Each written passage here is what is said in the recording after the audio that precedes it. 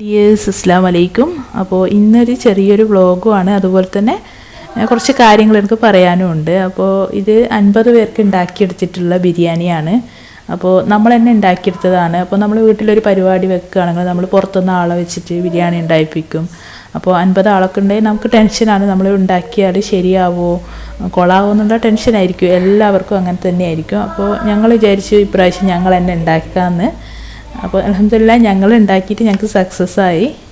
First time ഉണ്ടാക്കിയെടുക്കുമ്പോൾ നമുക്ക് അളവും കാര്യങ്ങളൊക്കെ ഭയങ്കര ടെൻഷനായിരിക്കും. അപ്പോൾ പിന്നെ രണ്ടാമത് ചെയ്യുമ്പോൾ നമുക്ക് കറക്റ്റായിട്ട് ഒരു ഐഡിയ കിട്ടും. അപ്പോൾ മുന്നേ നമ്മളൊരു ബിരിയാണി, ഇതിൻ്റെ മുന്നേ ചെറിയൊരു പരിപാടി ഉണ്ടായിരുന്നു, അതിന് ഞങ്ങൾ ചെയ്തിട്ടുണ്ടാവും. ഈ ഒരു ഐഡിയ വെച്ചിട്ടാണ് ഇതും ചെയ്യുന്നത്. അപ്പോൾ 8 കിലോന് അരിൻ്റെ ബിരിയാണിയാണ് ചെയ്യുന്നത്. അപ്പോൾ 4 കിലോ ഉള്ളിയാണ് നമുക്ക് വേണ്ടത്. പിന്നെ 2 കിലോൻ്റെ അടുത്ത് തക്കാളിയും പിന്നെ പച്ചമുളക്, ഇഞ്ചി, വെളുത്തുള്ളി 50 ഗ്രാം വെച്ചിട്ടാണ്. അങ്ങോട്ടും ഇങ്ങോട്ടും ചെറിയ മാറ്റമൊക്കെ നമുക്ക് വരുത്താം. അപ്പോൾ നമ്മൾ ആദ്യം ചെയ്യേണ്ടത് ഈ ഉള്ളി, പച്ചമുളക് ഇതൊക്കെ ആദ്യം തന്നെ അരിഞ്ഞ് വെക്കണം. റെഡിയാക്കി വെച്ചാൽ നമുക്ക് എളുപ്പമായിരിക്കും ഇങ്ങനെ മസാല കാര്യങ്ങളൊക്കെ ചെയ്യാൻ. പിന്നെ നമ്മളിവിടെ മീൻ ബിരിയാണി ആയതുകൊണ്ട് തന്നെ മീൻ ആദ്യം മസാല തേച്ച് ആദ്യം തന്നെ ഫ്രൈ ചെയ്ത് വെച്ചു. അപ്പോൾ നമുക്ക് എളുപ്പമാണ്. ഈ ഒരു ഓയിൽ ഈ ഒരു മസാലയിലേക്ക് നമുക്ക് ചേർത്ത് കൊടുക്കുകയും ചെയ്യാം. അപ്പോൾ ഇതാ മസാല റെഡി ആയിട്ടുണ്ട്. പിന്നെ എല്ലാവർക്കും ഉള്ളൊരു ടെൻഷനാണ് ചോറിൽ വെള്ളം അധികമായി പോവുക അല്ലെങ്കിൽ കുറഞ്ഞു പോകുക എന്നുള്ള ഭയങ്കര ടെൻഷനാണ്. അപ്പോൾ ഇവിടെ ഞങ്ങൾ ചെയ്തിട്ടുള്ളത്, അപ്പോൾ 8 കിലോന് അരിയാണ് ഞങ്ങൾ എടുത്തിട്ടുള്ളത്. അപ്പോൾ അത് കൊള്ളുന്ന ഒരു പാത്രം എടുത്തു. അതിൽ നിറച്ച് വെള്ളവും അതിൻ്റെ പകുതി വെള്ളമാണ് എടുത്തിട്ടുള്ളത്. പിന്നെ 2 കപ്പ് അധികം ഒഴിച്ചു കൊടുത്തു. എന്നിട്ട് അതിലേക്ക് ഉപ്പിട്ട് കൊടുത്തു. നല്ലോണം തിളച്ചപ്പോൾ ഇതാ അരിയിട്ട് നല്ലോണം വേവിച്ചെടുത്തു. അപ്പോൾ നല്ല പെർഫെക്റ്റ് ആയിട്ടുള്ള നെയ്ച്ചോറാണ് കേട്ടോ ഞങ്ങൾക്ക് കിട്ടിയിട്ടുള്ളത്.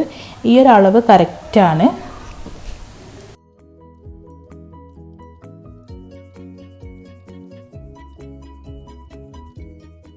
ഇതാ ദം ചെയ്ത് വെച്ചിട്ടുണ്ട്. അപ്പോൾ ദം ചെയ്യുന്ന സമയത്ത് ഫിഷ് ഇതിൽ ഇട്ടിട്ടില്ല. അതിന് പകരം മസാലയിൽ 3-4 പീസ് മീനിൻ്റെ പീസ് ഇട്ട് കൊടുത്തിട്ടുണ്ട്. അതിലൊരു മസാലയൊക്കെ ഈ ടേസ്റ്റ് കിട്ടാൻ വേണ്ടിയിട്ട് മീനിൻ്റെ.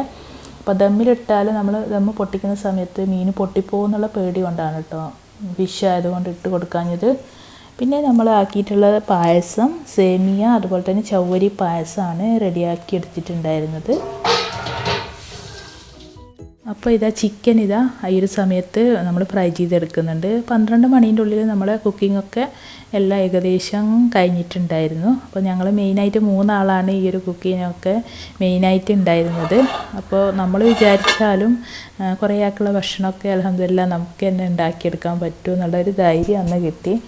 പിന്നെ ഇതാ നമ്മൾ ദമ്മ് പൊട്ടിച്ചിട്ടുണ്ടായിരുന്നത് വേറൊരു വട്ടയിലേക്ക് ഇതാ നമ്മൾ ചോറ് വെച്ച വട്ടയിലേക്ക് ചോറ് മുകളിൽ നിന്ന് ചോറ് ഈ ഒരു വട്ടയിലേക്ക് ഇട്ട് കൊടുത്തു.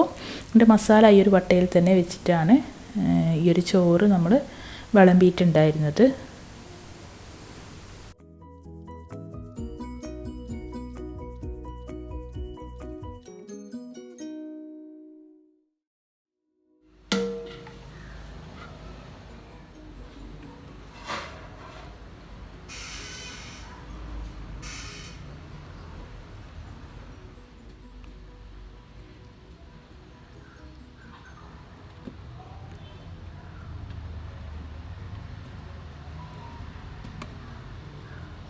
ഓർക്കെല്ലാം അറിയാം